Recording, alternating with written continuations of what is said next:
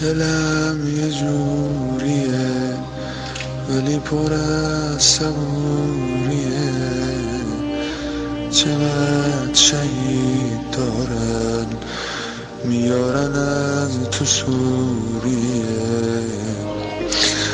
چقدر شهید دارن میارن از تو سوریه.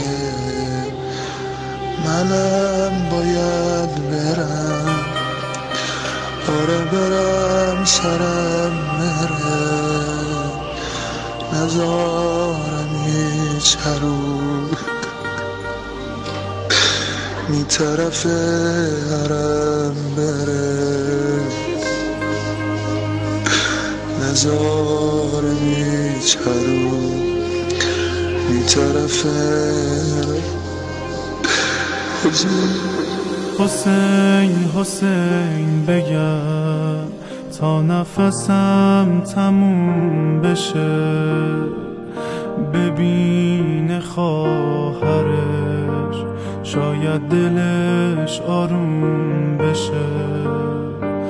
تو این روزا که روزگار سر جداییه، بذار ببینه که حرم پر از فداییه.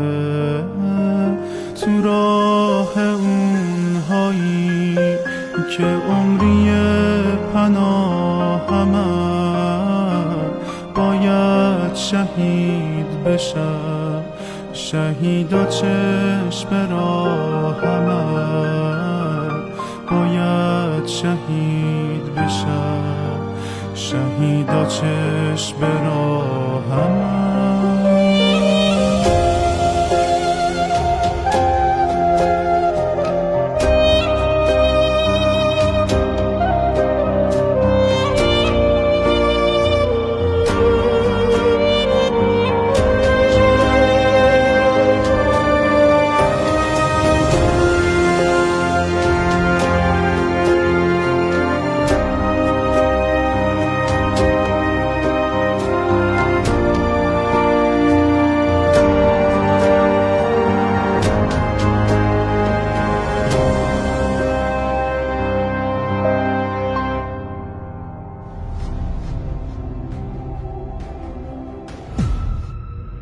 اینجا مرکز مقاومت است.